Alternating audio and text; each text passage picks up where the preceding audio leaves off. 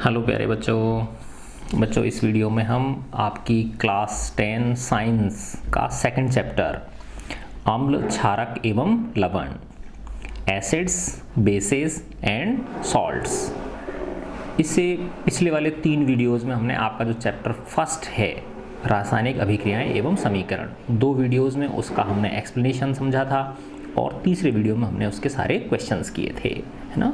तो इस वीडियो में हम अम्ल क्षारक एवं लवण ये सेकंड चैप्टर करेंगे।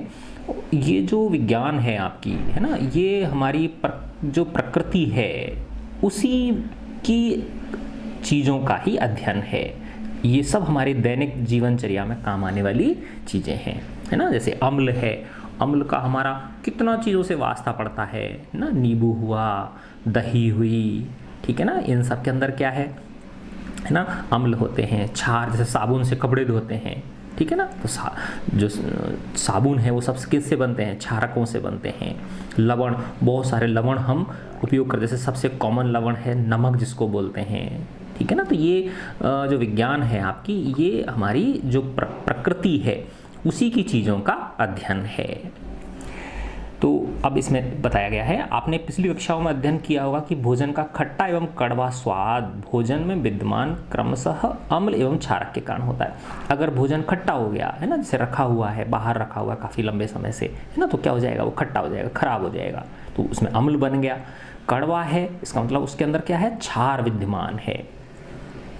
यदि आपके परिवार का कोई सदस्य अत्यधिक भोजन करने के कारण, अगर ज़्यादा भोजन हमने कर लिया है ना, तो एसिडिटी हो जाती है, हमारे पेट के अंदर क्या हो जाती है? एसिडिटी हो जाती है, अम्लता से पीड़ित हो जाते हैं। तो ये कह रहे हैं कौन सा उपचार सुझाएंगे?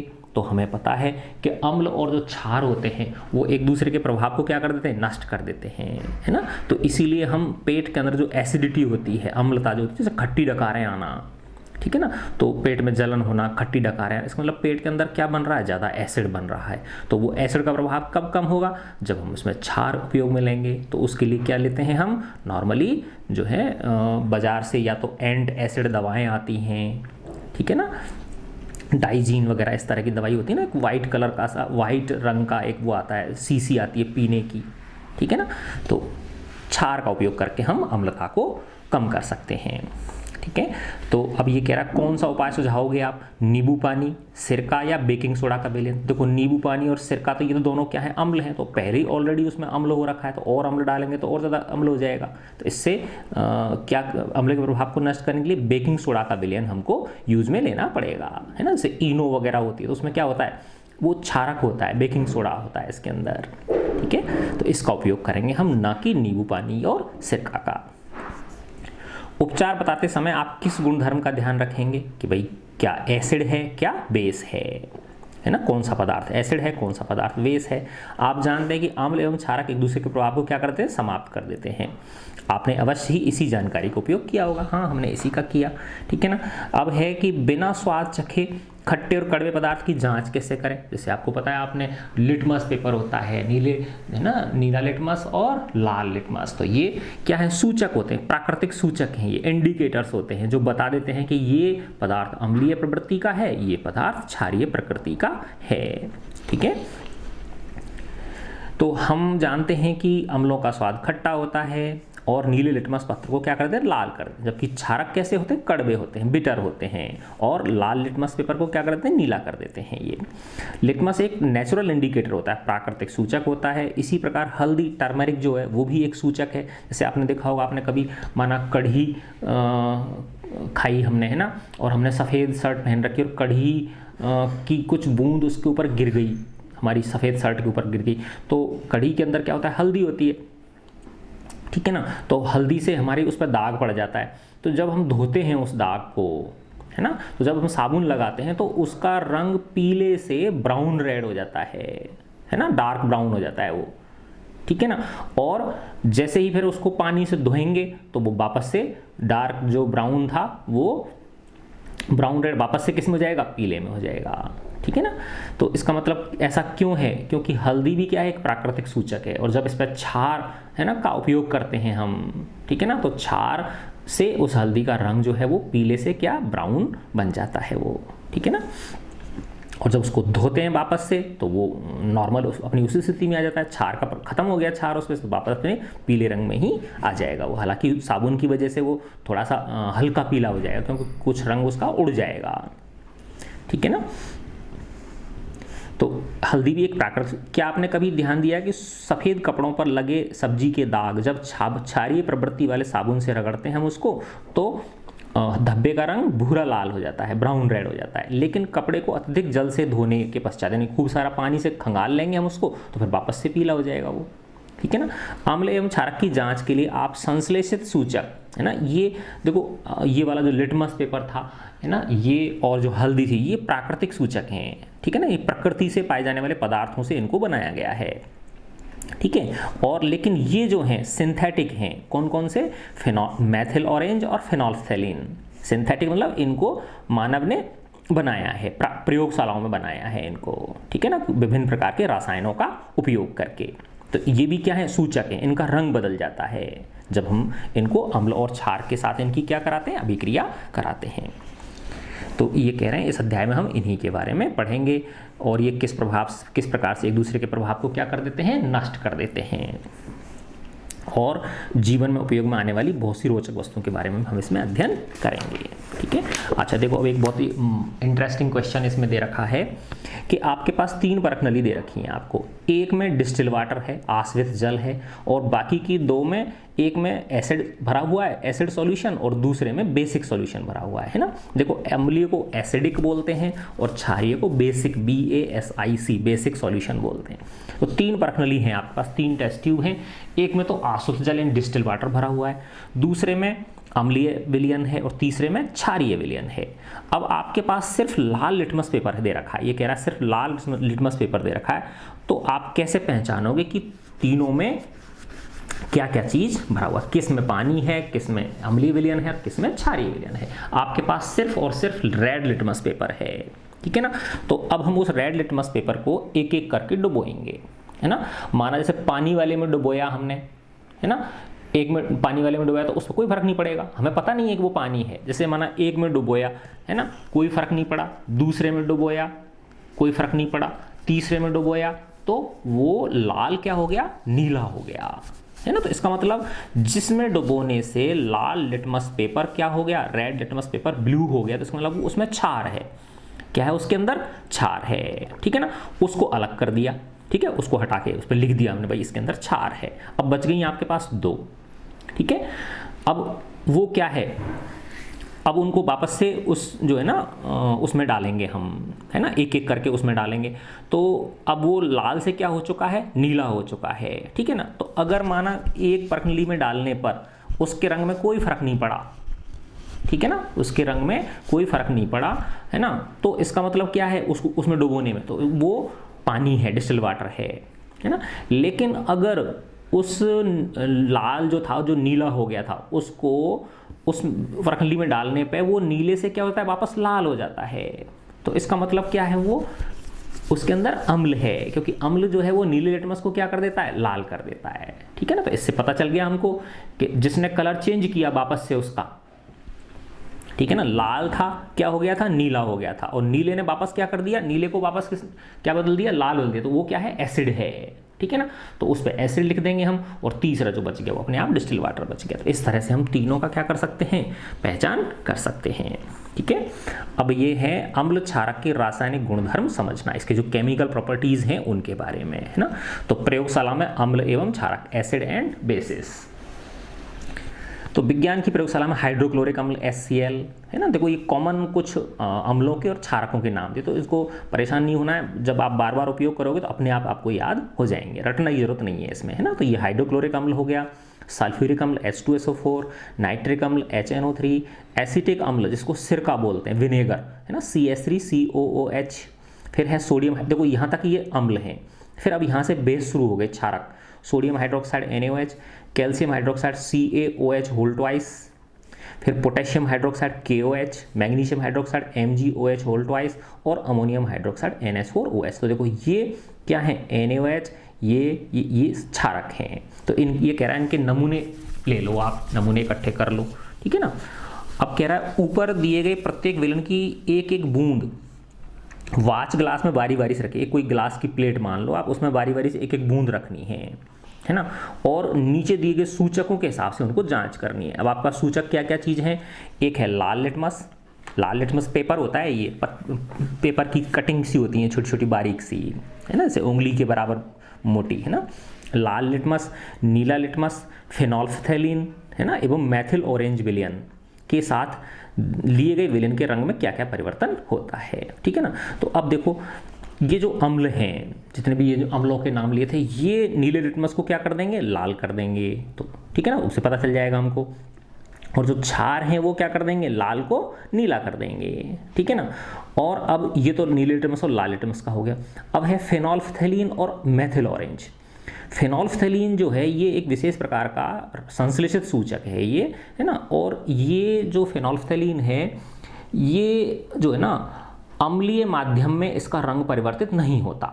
ठीक है ना। लेकिन जैसे ही क्षारीय माध्यम होता है, क्षार जब हम डालेंगे तो इसका रंग कैसा हो जाएगा, है ना, ये पिंक कलर प्राप्त कर लेता है। ठीक है ना, क्या प्राप्त कर लेता है, ये पिंक। तो जैसे ही हम इसमें क्या डालेंगे, है ना, ये जो क्षार है ना, तो ये जो फेनोल्फथैलीन है ये सूचक कैसा रंग प्राप्त कर लेगा, पिंक रंग प्राप्त कर लेगा, है ना। फिर है मैथिल ऑरेंज, है ना। मैथिल ऑरेंज जो है ये अम्लीय माध्यम में, है ना, इसका रंग लाल होता है। तो जब हम इस पर अम्ल डालेंगे तो इसका रंग क्या होगा, लाल होगा, है ना। और जब क्षार डालेंगे इसके ऊपर तो इसका रंग पीला हो जाएगा। ठीक है। तो इस तरह से हम ये पता कर सकते हैं कि इन प्राकृतिक सूचकों का और इन संश्लेषित सूचकों का रंग किस किस प्रकार से अम्ल और क्षार के हिसाब से चेंज होता है। तो इस तरह से ये टेबल बनाने की कह रहा है, ऐसे हम बना सकते हैं, है ना। तो ये तो हो गए रंग के हिसाब से सूचक हो गए। अब होता है गंध के हिसाब से सूचक, है ना। कुछ सूचक ऐसे हैं जिनकी गंध में परिवर्तन आ जाता है ना, स्मेल, है ना, ऑर्डर जिसको बोलते हैं, ODOUR, ऑर्डर, है ना। तो इनके तो क्या चीज चेंज हुआ था, रंग चेंज हुआ था। और इसका क्या अब क्या बदलेगा, इनका अम्ल या क्षार डालेंगे तो उनकी गंध चेंज हो जाएगी, है ना। तो रंग परिवर्तन के द्वारा सूचक हमें बताते हैं कि कोई पदार्थ अम्ल है या क्षारक।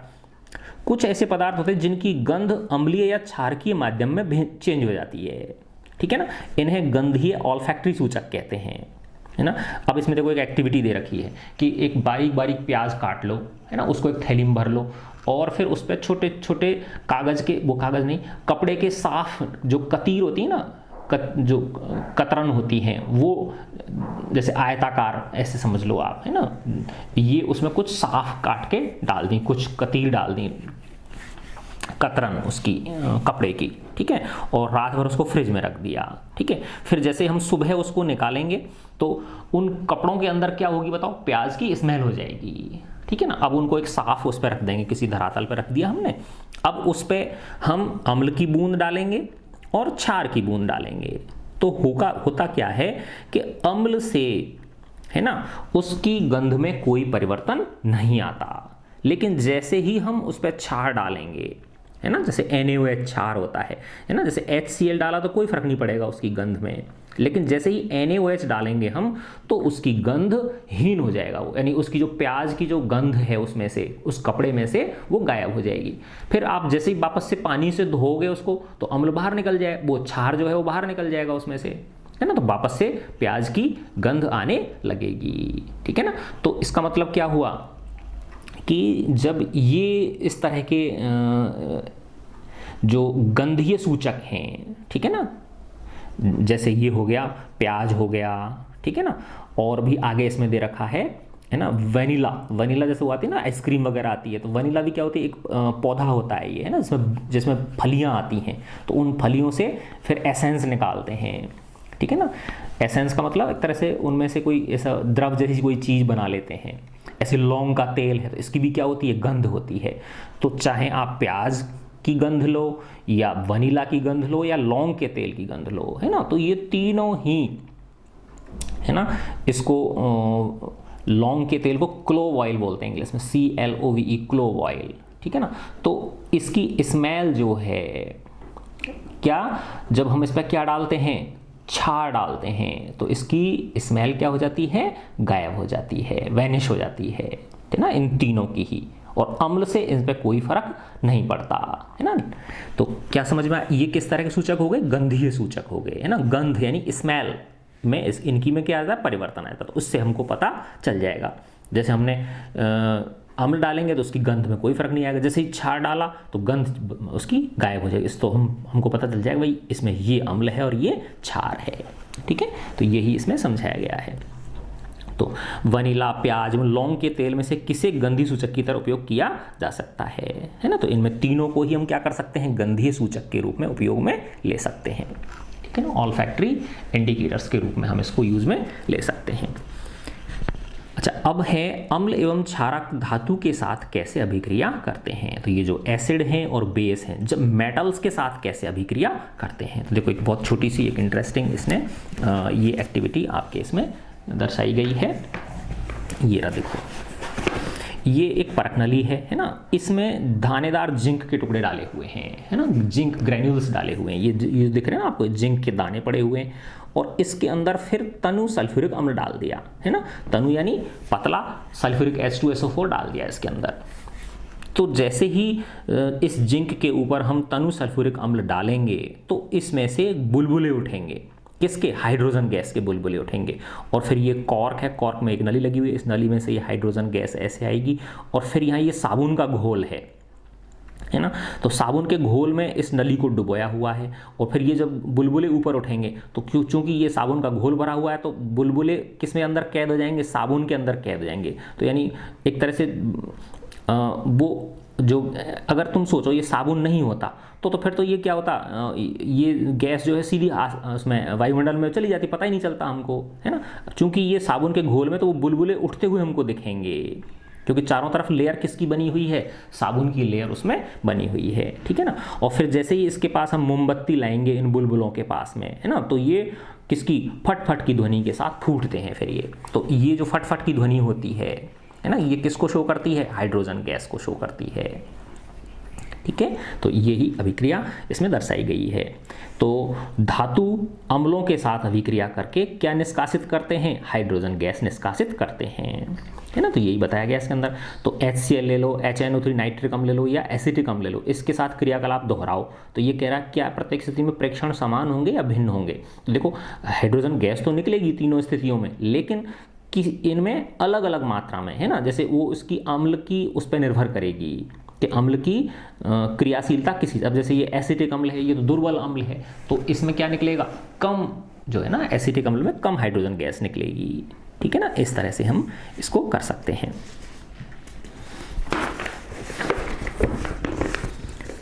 ध्यान दीजिए, ऊपर दी गई अभिक्रियाओं में धातु अम्लों से हाइड्रोजन परमाणुओं को हाइड्रोजन गैस के रूप में क्या कर देते हैं, ये विस्थापित कर देते हैं, ठीक है ना। तो जैसे ये अभी हमने अभिक्रिया लिखने के भी कह रहा है, Zn जिंक प्लस H2SO4, तो क्या बन जाएगा, ZnSO4 plus H2, hydrogen gas क्या हो जाएगी, लिबरेट हो जाएगी, ऊपर निकल जाएगी इसमें से, है ना। तो अम्ल प्लस धातु बराबर लवण, तो ये ZnSO4 क्या है, लवण है ना, और हाइड्रोजन गैस इसमें से निष्कासित हो रही है। तो इस तरह से इस अभिक्रिया को हम लिख सकते हैं। अच्छा, अब ये कह रहा है कि क्षार के साथ भी अभिक्रिया होती है क्या, धातुओं की। तो देखो इसमें दूसरी क्रियाकलाप इसने एक्टिविटी दिखाई है कि परखली में जिंक ले लिया, उसमें 2 ml सोडियम हाइड्रोक्साइड, ये क्षार होता है, इसका घोल मिला के फिर गर्म करना। अब देखो अम्ल डाल के गर्म करने की जरूरत नहीं होती है, जैसे ही जिंक के दानों के ऊपर आप अम्ल डालोगे तो एकदम से उसमें से हाइड्रोजन गैस निकलने लग जाएगी, जबकि क्षार के केस में उसे हमें गर्म भी करना पड़ता है। और हर क्षारक के साथ हाइड्रोजन गैस नहीं निकलती है। जैसे इसमें तो ये NOH, तो NOH के साथ जब जिंक को गर्म करते हैं हम तो ये सोडियम जिंकेट बनता है, Na2ZnO2, और हाइड्रोजन गैस निकलती है। लेकिन कहने का मतलब ये कि हर धातु के साथ ये ऐसा संभव नहीं है, लेकिन अम्ल के साथ हाइड्रोजन निकलती है, ठीक है। फिर है धातु कार्बोनेट और धातु हाइड्रोजन कार्बोनेट, अम्ल के साथ कैसे अभिक्रिया करते हैं। तो मेटल कार्बोनेट्स और मेटल हाइड्रोजन कार्बोनेट्स, इनके साथ कैसे अभिक्रिया करते, देखो यहाँ इससे समझ में आ जाएगा आपको। Na2CO3 क्या है, सोडियम कार्बोनेट है, तो ये मेटल, सोडियम मेटल हो गया, धातु हो गया, और कार्बोनेट इसका मेटल कार्बन। जब इस पे HCl के साथ अभिक्रिया कराई जाती है ना, तो क्या बनता है, लवण NaCl, है ना, प्लस जल प्लस कार्बन डाइऑक्साइड गैस। तो कौन सी गैस लिबरेट होती है, कौन सी गैस निष्कासित होती है, कार्बन डाइऑक्साइड गैस। ऐसे ही ये सोडियम कार्बोनेट तो क्या हो गया, धातु कार्बोनेट हो गया, और ये धातु हाइड्रोजन कार्बोनेट हो गया, NaHCO3 सोडियम हाइड्रोजन कार्बोनेट। फिर इस केस में भी लवण बनता है, जल बनता है और कार्बन डाइऑक्साइड बनती है ना। तो क्या निष्कर्ष निकाला हमने कि धातु कार्बोनेट और धातु हाइड्रोजन कार्बोनेट अम्ल के साथ जब अभिक्रिया करते हैं तो लवण बनता है, जल बनता है, और मुख्य रूप से कौन सी गैस निकलती है, कार्बन डाइऑक्साइड गैस निकलती है। बुदबुदों के साथ में बुदबुदे उठते हैं, बुदबुदे बोल दो, बुलबुले बोल दो, ठीक है। देखो इसमें दिखा रखा है ये इसमें प्रश्न में क्या लिया, सोडियम कार्बोनेट लिया, Na2CO3 लिया, है ना। इसमें तनुकृत हाइड्रोक्लोरिक अम्ल मिलाया, है ना, डाइल्यूट HCl मिलाया, तो कौन सी गैस निकल रही है, कार्बन डाइऑक्साइड गैस निकल रही है, ठीक है ना। फिर इसको कार्बन डाइऑक्साइड गैस को यहाँ इस परखनली के अंदर हमने क्या लिया, कैल्शियम हाइड्रोक्साइड का सॉल्यूशन लिया, है ना। कैल्शियम हाइड्रोक्साइड क्या होता है, CaOH होल ट्वाइस, जिसको बुझा हुआ चूना बोलते हैं, ठीक है ना।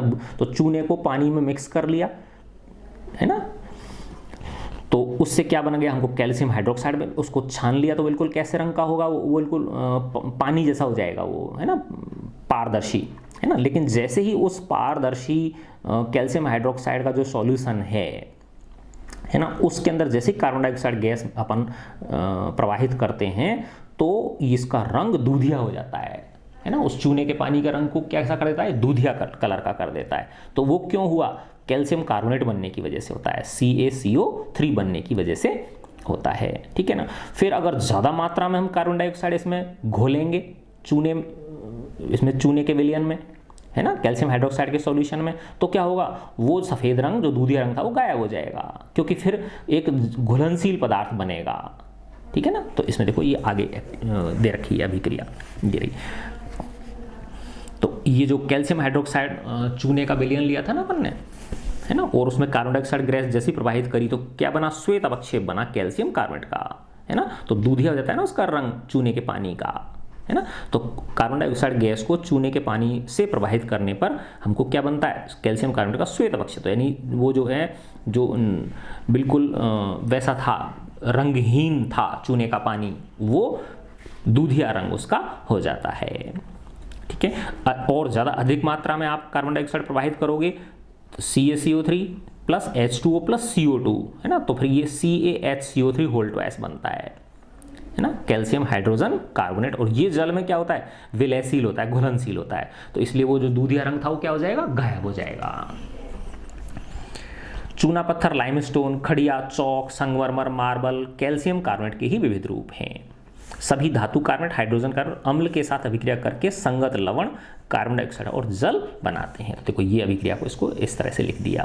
तो धातु कार्बोनेट हो चाहे धातु हाइड्रोजन कार्बोनेट हो, अम्ल के साथ अभिक्रिया करके लवण बनाते हैं, कार्बन डाइऑक्साइड बनाते हैं और जल बनाते हैं, ठीक है।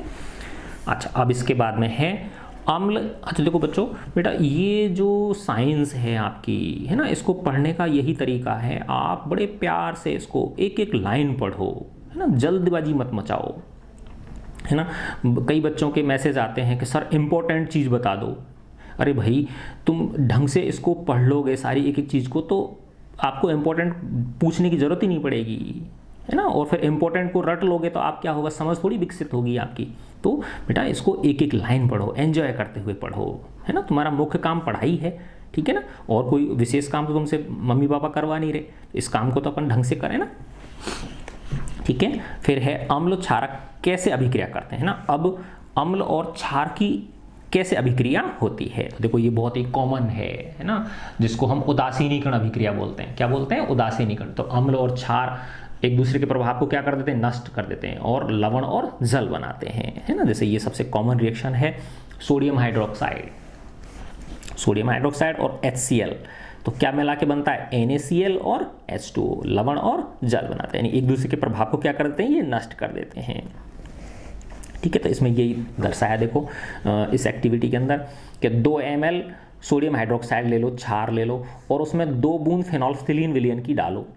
विलयन का रंग क्या हो जाएगा बताओ, बताया था ना पहले, पिंक हो जाएगा। कैसा हो जाएगा, पिंक हो जाएगा, ठीक है। इस विलयन में एक एक बूंद HCl मिलाना शुरू कर दो। अब देखो ये इसमें HCl अम्ल डालना शुरू कर दिया, तो डालते जाएंगे डालते जाएंगे डालते जाएंगे डालते जाएंगे, और एक स्थिति ऐसी आएगी कि ये पिंक रंग जो है उसका वो गायब हो जाएगा। क्यों हो गया गायब बताओ? देखो ऑलरेडी शुरुआत में भी फिनोल्फथालीन का रंग कैसा था? रंगहीन था, लेकिन जैसे ही हमने उसमें क्षार डाला उसका रंग कैसा हो गया? पिंक हो गया। फिर अब वापस उसमें हम अम्ल डाल रहे हैं, तो जैसे ही अम्ल डालना शुरू किया तो अम्ल क्या करेगा? क्षार के प्रभाव को कम करना शुरू कर देगा। तो होता जाएगा और एक स्थिति ऐसी आ जाएगी कि ये जो HCl है उस NaOH के प्रभाव को क्या कर देगा? नष्ट कर देगा। तो वापस से जो फिनोल्फथालीन है वो रंगहीन हो जाएगा, ठीक है ना।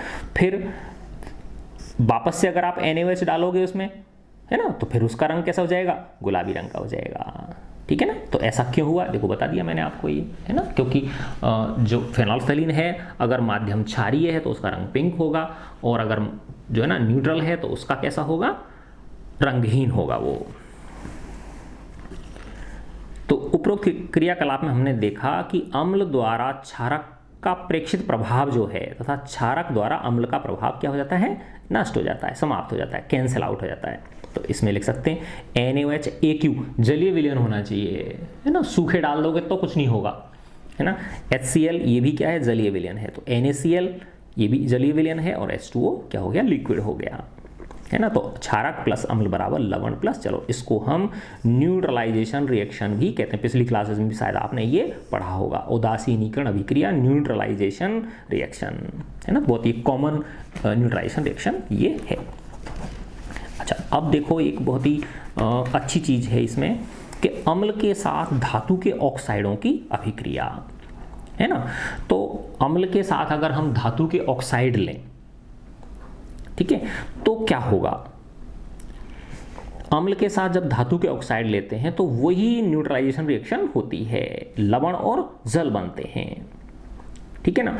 ऐसे ही क्षारों के साथ जब अधातु ऑक्साइडों की अभिक्रिया करते हैं, देखो दोनों दो चीज हैं।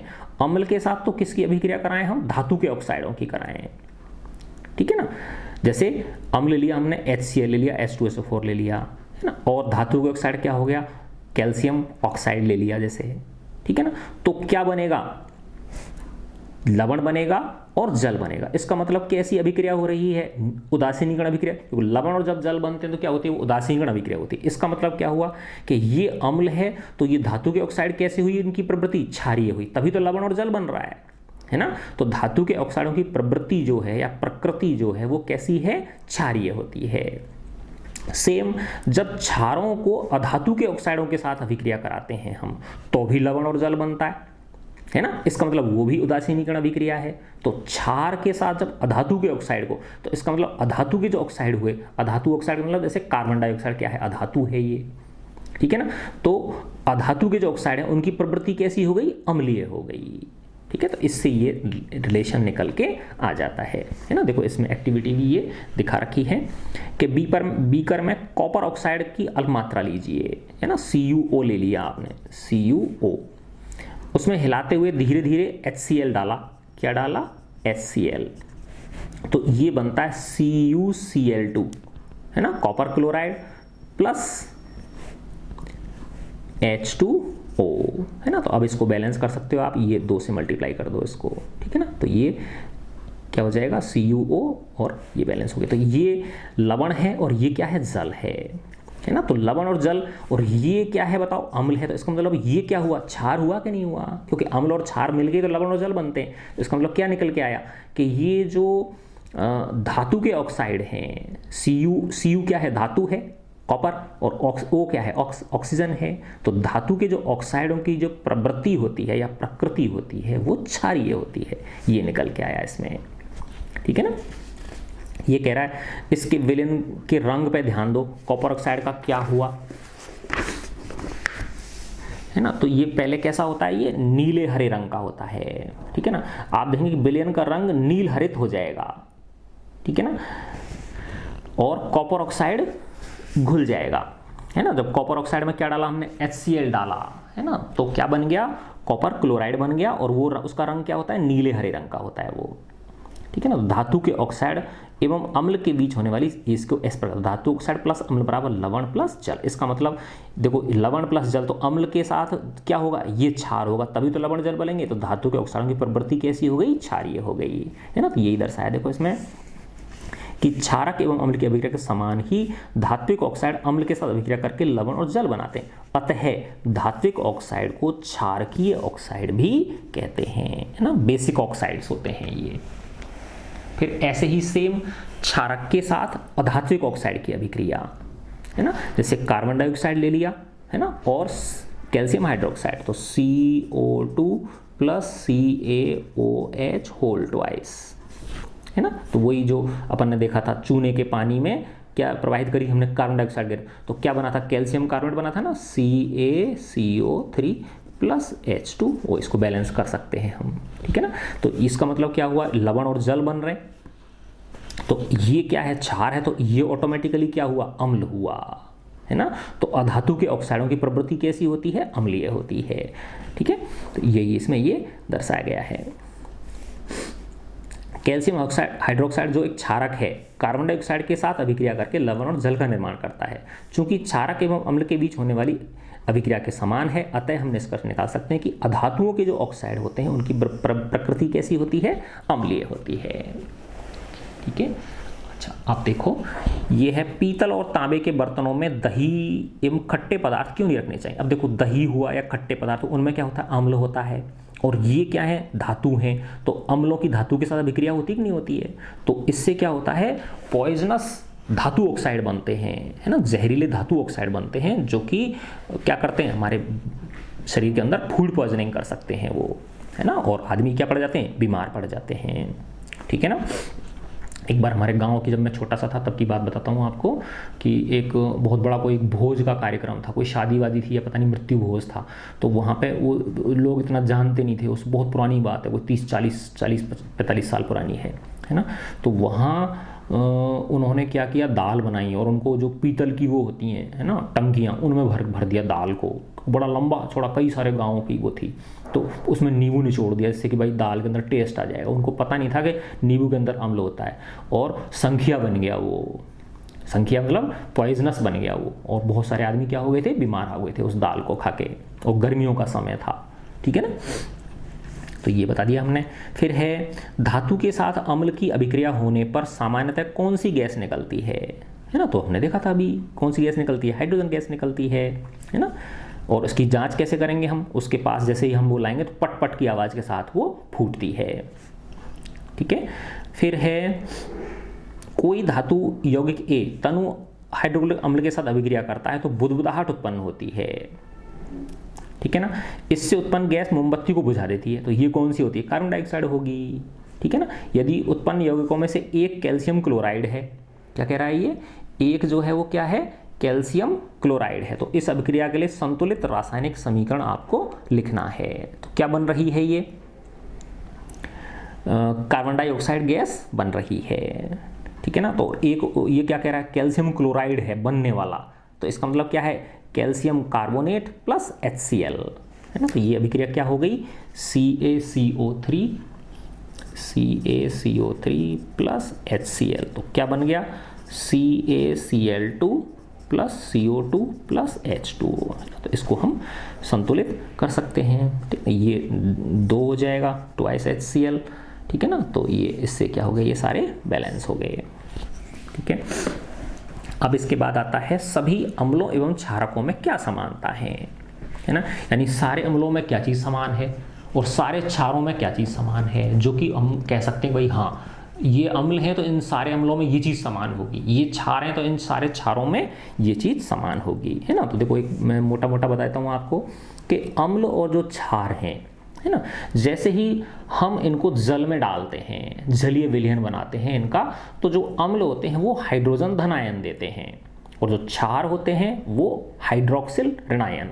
तो अम्ल देते हैं वो तो H+ आयन हाइड्रोजन धन आयन देते हैं, और जो क्षार होते हैं वो हाइड्रोक्सिल OH-, है ना, वो आयन देते हैं।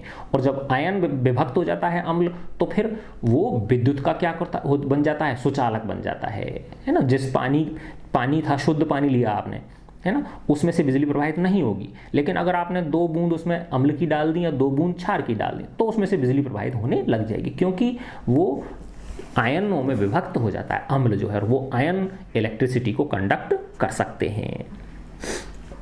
ठीक है, तो देखो यही इसमें बता रहा है। ये धातु के साथ अब सभी अम्ल क्या देते हैं, हाइड्रोजन गैस देते हैं। इससे पता चलता है कि सभी अम्लों में हाइड्रोजन होता है। लेकिन ऐसा नहीं है कि जिन पदार्थों में हाइड्रोजन है वो सारी अम्लीय होंगे, ये कोई ज़रूरी नहीं है। ठीक है ना, तो इस एक्टिविटी इसमें दिखा रखी। देखो क्या ग्लूकोज लिया, अब देखो ग्लूकोज में भी क्या होता है, हाइड्रोजन होता है, लेकिन ग्लूकोज अम्लीय नहीं है। ऐसे ही एल्कोहल, ग्लूकोज क्या होता है, C6H12O6, C6H12O6। देखो इसमें भी हाइड्रोजन है लेकिन ये अम्ल नहीं है। ठीक है ना, क्योंकि जब पानी में हम ग्लूकोज को घोलेंगे तो ये हाइड्रोजन धनायन नहीं देगा। ऐसे एल्कोहल क्या होता है, C2H5OH, इसमें भी देखो हाइड्रोजन है, लेकिन इसको भी जब घोलोगे तो ये भी हाइड्रोजन धनायन नहीं देगा। तो ये लिया इसने, कह रहा है ग्लूकोज लो, एल्कोहल लो, हाइड्रोक्लोरिक अम्ल लो, सल्फ्यूरिक अम्ल आदि के सॉल्यूशन लो, है ना, और 2 कीलें लगाकर कॉर्क को ऐसे इस तरह से बीकर में रख दो। जैसे ये इसमें यहाँ देखा है, एक कॉर्क लिया और इस पर क्या लगा दी, 2 कील लगा दी ये। ठीक है, और उन कीलों को बैटरी से जोड़ दिया, 6 वोल्ट की बैटरी से जोड़ दिया। फिर इसमें HCl तनु थोड़ा सा विलयन डाल दिया, तनु HCl इसमें डाल दिया। ठीक है ना, तो इसमें से ये जो बल्ब है ये क्या हो जाएगा, जल जाएगा, है ना। तो अब देखो, चाहे आप इसमें ये हाइड्रोक्लोरिक अम्ल डालो, चाहे सल्फ्यूरिक अम्ल की बूंदें डालो, ठीक है ना, तो इसमें से ये लट्टू जल जाएगा। लेकिन अगर आपने इसमें ये डाला, ग्लूकोज डाला या एल्कोहल डाला, तो इसमें ये लट्टू नहीं जलेगा। क्यों नहीं जला, क्योंकि ग्लूकोज और एल्कोहल में जब पानी मिलाया जाता है ग्लूकोज या एल्कोहल को, तो हाइड्रोजन धनायन नहीं मिलते हमको, तो वो आयनों में विभक्त नहीं होता, इसलिए इसमें से बिजली प्रवाहित नहीं होती है ना। तो यही इसमें बताने की कोशिश की गई है। तो आप देखेंगे कि ग्लूकोज एवं एल्कोहल का जो विलयन है विद्युत का चालन नहीं करता। बल्ब जलने से पता चलता है कि इस विलयन से विद्युत प्रवाह हो रहा है ना। तो जब जिस चीज़ को भी डाला आपने और अगर उसमें से बल्ब जल गया, इसका मतलब आयनों में विभक्त हो गया वो। तो अम्लीय विलयन में विद्युत धारा का प्रवाह अम्ल में उपस्थित इन्हीं आयनों द्वारा होता है, आयन्स द्वारा होता है। अम्लों में धनायन H+ तथा ऋणायन जैसे HCl में क्लोरीन माइनस, है ना। तो धनायन और ऋणायन, जैसे HCl में क्या बन गया, H+ आयन बना और क्लोरीन ऋणायन बन गया। HNO3 में H+ धनायन बन गया और NO3 माइनस बन गया। ठीक है ना, CH3COOH में H+ धनायन बन गया और CH3COO माइनस क्या बन गया, ऋणायन बन गया। H2SO4 में H+ धनायन बन गया और SO4 माइनस ऋणायन बन गया। चूंकि अम्ल में उपस्थित धनायन H+ है, इससे ज्ञात होता है कि अम्ल विलयन में हाइड्रोजन आयन H+AQ जलीय है तथा इसी कारण इसका गुणधर्म अम्लीय होता है। तो बात ये निकल के आई कि जो अम्ल हैं, ठीक है ना, उनका गुणधर्म अम्लीय होना इस हाइड्रोजन धनायन की वजह से होता है ना। फिर है ये कह रहा है सोडियम हाइड्रोक्साइड, कैल्शियम हाइड्रोक्साइड आदि जैसे क्षारकों का उपयोग करके इस क्रियाकलाप को दोहराइए, है ना। तो क्षार डालोगे तो भी इसमें से क्या हो जाएगा, बिजली प्रवाहित होने लग जाएगी, है ना। क्यों हो जाएगी, क्योंकि वो OH- में विभक्त हो जाता है ना। हाइड्रोक्सिल ऋणायनों में क्या हो जाता है, वो विभक्त हो जाता है। अच्छा, अब है जलीय विलयन में अम्ल या क्षारक का क्या होता है। ठीक है ना, यानी हमने अम्ल लिया और क्षार लिया, उसको हमने क्या किया, तनुकृत किया। तनुकृत मतलब उसमें पानी के अंदर अम्ल को या क्षार को डाल के उसको पतला किया, तो क्या होता है ये कहना ये चाह रहा है। देखो, तो अब इसमें पढ़ते हैं हम, क्या अम्ल केवल जलीय विलयन में ही आयन उत्पन्न करते हैं, आइए इसकी जांच करते हैं, है ना। देखो, जब तक अम्ल को आप जल में नहीं घोलोगे तब तक वो हाइड्रोजन धनायन उत्पन्न नहीं करेगा, है ना। तो उसकी अम्लीय प्रवृत्ति का जो प्रभाव है वो तभी उत्पन्न होता है जब उसमें क्या हो, पानी में डाला हो उसको, है ना। देखो, ये एक्टिविटी दिखाई है इसमें कि ये हमने एक परखली ले ली, इसमें नमक ले लिया, सोडियम क्लोराइड, है ना, और इस पे फिर ये ड्रॉपर से गाढ़ा H2SO4 डाला हमने इसमें, है ना, ड्रॉपर H2SO4 से भरा हुआ, और ये चिमटे से इसको पकड़ लिया। ठीक है ना, तो जैसे ही इस सोडियम हाइड्रोक्साइड पर ये H2SO4 गिरेगा, ठीक है ना। तो इसमें से HCl गैस बनती है, क्या बनती है, HCl गैस बनती है। फिर इस HCl गैस को, अब तुम ऐसे मत कहना सर HCl तो हाइड्रोक्लोरिक अम्ल होता है ना।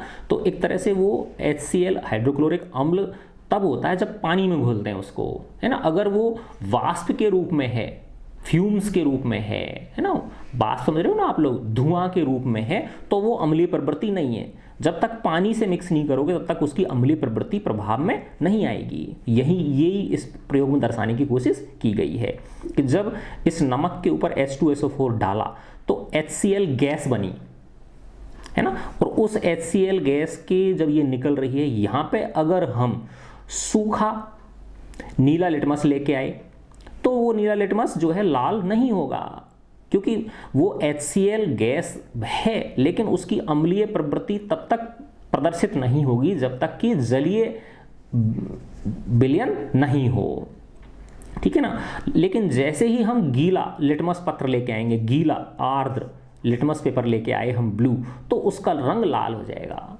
क्योंकि पानी है उसके अंदर, गीला है वो ऑलरेडी। आई ना बात में। तो मेजर इसमें क्या बताने की कोशिश की गई है, यही बताने की कोशिश की गई है कि अम्लों की अम्लीय प्रवृत्ति, क्षारों की क्षारीय प्रवृत्ति जल के साथ मिक्स होने पर ही प्रदर्शित होती है ना। अब ये कह रहा है देखो कि ये कैल्शियम क्लोराइड की एक गार्ड ट्यूब है ये, है ना। इस एक्सपेरिमेंट को करना माना हवा के अंदर ऑलरेडी पहले ही नमी है, तो ये जब फ्यूम निकलेंगी तो भी इसको क्या कर देगा, लाल कर देगा। तो एक्सपेरिमेंट करने के लिए पहले आपको इसे इस गार्ड ट्यूब के अंदर से, इसमें से क्या करना पड़ेगा, उस नमी को बाहर निकालना पड़ेगा, है ना। तो नमी बाहर इसके अंदर ट्रैप हो जाएगी, इसके अंदर एब्जॉर्ब हो जाएगी, तब जाके उस HCl ड्राई HCl जो होगी, तो जब आप उसको सूखे नीले लिटमस से करोगे तो वो उसका रंग लाल नहीं होगा, है ना। कहीं कहने का मतलब ये है कि तुमने ड्राई वो लेके आए लिटमस पेपर नीला, और वो उसका रंग कैसा हो गया, लाल होगा, तुम तो कहोगे एक्सपेरिमेंट फेल हो गया सर ये तो। अरे भाई फेल नहीं हुआ, हवा के अंदर ऑलरेडी क्या है, नमी है ना। तो उस वजह से वो नमी उसको मिल गई HCl को, और उसका अम्लीय प्रभाव प्रकट हो गया। तो आप ये लगा के देखो उसमें पहले, है ना, ये जो है ना कैल्शियम क्लोराइड वाली रक्षक नली, तो ये क्या करेगी, उसमें से पानी को शोषित कर लेगी, फिर आप लाओ उसके पास में नीला लिटमस, वो लाल नहीं होगा, है ना। तो उसको लाल कराने के लिए फिर आपको उसको क्या करना पड़ेगा, गीला करना पड़ेगा, ठीक है। तो यही इसके अंदर समझाने बताया गया है ये, ठीक है ना। ये डाला, फिर इसमें सूखे तथा नम लिटमस पत्र से इसकी जांच करी। तो किस स्थिति में, जब वो गीला होता है तब ही वो नीला लिटमस कैसा होता है, लाल होता है। तो निम्न के अम्लीय गुण के बारे में क्या, शुष्क HCl का अम्लीय प्रभाव नहीं होता। HCl विलयन अगर है, सॉल्यूशन है, पानी के अंदर है, तो उसका प्रभाव कैसा होगा, उसकी प्रकृति कैसी होगी, अम्लीय होगी, ठीक है। ये इसमें दर्शाने की कोशिश की गई है। तो देखो हाँ, अब इसमें एक चीज़ ये और है कि जल की उपस्थिति में HCl में हाइड्रोजन आयन उत्पन्न होते हैं, तो HCl प्लस H2O, ठीक है ना, जल की उपस्थिति में होता है ये।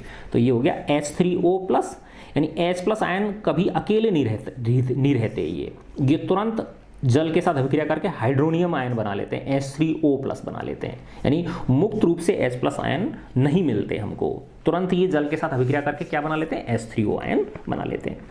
तो हाइड्रोजन आयन स्वतंत्र रूप में नहीं रह सकते, लेकिन ये जल के अणुओं के साथ मिलकर हाइड्रोजन आयन को सदैव H+AQ या हाइड्रोनियम आयन द्वारा दर्शाया जाता है ना। तो ऐसी तरह से हमने देखा कि अम्ल जल में H3O प्लस तथा H+AQ, या तो उसको H3O प्लस बोलो या H+AQ बोल दो, बात एक ही है ना। तो क्षारकों के साथ क्या होता है, Na प्लस और OH माइनस, ये जलीय। KOH को पानी में घोलोगे, K प्लस OH माइनस जलीय। मैग्नीशियम हाइड्रोक्साइड घोलोगे तो Mg2 प्लस और 2OH माइनस। तो क्षारक जो होते हैं वो जल में हाइड्रोक्सिल आयन उत्पन्न करते हैं, और जल में जब ये घुल जाते हैं तो उनको, क्षारक को हम क्या बोलते हैं, क्षार बोलते हैं, एल्केलीज बोलते हैं, इंग्लिश में क्या बोलते हैं इसको, एल्केलीज बोलते हैं, ठीक है ना।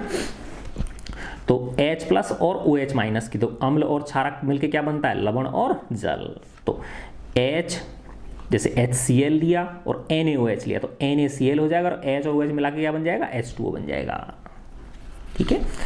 फिर है इसमें एक चीज़ ये दर्शाई है कि किस प्रकार से हमें इनको मिलाना चाहिए। तो ये कह रहा है कि कभी भी हमको अम्ल या क्षार के अंदर पानी नहीं डालना चाहिए, है ना, नहीं तो आग लग जाएगी, एकदम ऐसी भयंकर अभिक्रिया होगी। आग लगने का मतलब ये है कि एकदम उसमें से उछल पड़ेगा वो, और अगर आप वहाँ पास में हो तो आपका चेहरा उससे जल सकता है ना। तो इसको तनुकृत करने का, अम्ल और क्षारों को तनुकृत करने के लिए हम कभी भी अम्ल या क्षार में पानी नहीं मिलाते, बल्कि पानी के अंदर बूंद बूंद करके अम्ल और क्षार डालते जाते हैं और फिर उसको घोलते जाते हैं, हिलाते जाते हैं। तो इस प्रकार से उसको क्या किया जाता है, पतला किया जाता है, तनुकृत किया जाता है ना। तो ऐसा अगर अम्ल या क्षार में डायरेक्ट पानी डालेंगे तो इसमें ये बताया गया है ना, तो ये क्या हो जाएगा, एक्सप्लोड हो जाएगा, है ना, बाहर आ जाएगा और आप जल सकते हो, है ना, बहुत ज़्यादा हीट उत्पन्न होगी और वो कांच जो है वो टूट सकता है, ठीक है ना। तो जल में अम्ल या क्षार मिलाने पर हमेशा जल में मिलाएंगे, जल को इनमें नहीं मिलाएंगे, ठीक है ना। तो जब जल मिलाते हैं तो इसकी क्या होता है, आयनों की सांद्रता कम हो जाती है, इसको हम तनुकरण बोलते हैं।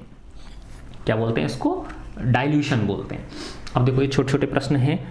HCl, HNO3 आदि जल में अम्लीय अभिलक्षण क्यों प्रदर्शित करते हैं, जबकि एल्कोहल ग्लूकोज में अम्लता नहीं होती? क्यों करते हैं, क्योंकि इनमें H+ आयन बनाते हैं ये, जबकि ग्लूकोज और एल्कोहल H+ धनायन नहीं देते। अम्ल का जल विलयन क्यों विद्युत का संचालन करता है, क्योंकि वही H+ आयन बन जाते हैं, तो वो आयन क्या करते हैं, ऋणायन उस पर धन उसकी धन इलेक्ट्रोड होता है उसकी तरफ जाते हैं, और जो ऋणायन होते हैं वो ऋणायन किसकी तरफ जाएंगे, जो उसका एनोड होता है उसकी तरफ जाएंगे, और जो धनायन होगा वो कैथोड की तरफ जाके बिजली का क्या कर देते हैं, चालन कर देते हैं। शुष्क हाइड्रोक्लोरिक गैस शुष्क लिटमस पत्र के रंग को क्यों नहीं बदलती, क्योंकि ड्राई है वो, तो जब तक जलीय नहीं होगा, जब तक पानी नहीं होगा, तब तक उसका अम्लीय प्रभाव प्रकट नहीं होगा, H+ आयन निकलेंगे, बनेंगे ही नहीं उसमें से।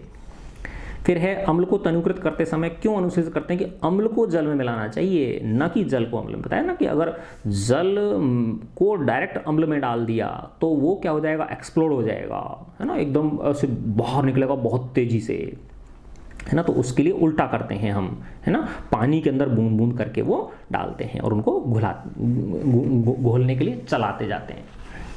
अम्ल के विलयन को तनुकृत करते समय हाइड्रोनियम आयन की सांद्रता कैसे प्रभावित हो जाती है ना। तो तनुकृत कर रहे हैं तो हाइड्रोनियम आयन कब बनता है, जब H+ आयन को H2O के साथ जोड़ते हैं तो H3O बन जाता है। तो तनुकृत करोगे तो हाइड्रोनियम आयनों की सांद्रता क्या हो जाएगी, कम हो जाएगी। ऐसे ही कह रहा है सोडियम हाइड्रोक्साइड अधिक क्षारक मिलाते हैं तो हाइड्रोक्सिल आयन की सांद्रता कैसे, तो जब सोडियम हाइड्रोक्साइड विलयन में अधिक के क्षारक मिलाते हैं और ज़्यादा कंसंट्रेटेड हमने और ज़्यादा गाढ़ा वो मिला दिया तो हाइड्रोक्सिल आयनों की सांद्रता क्या हो जाएगी, बढ़ जाएगी। ठीक है बच्चों, गॉड ब्लेस यू ऑल।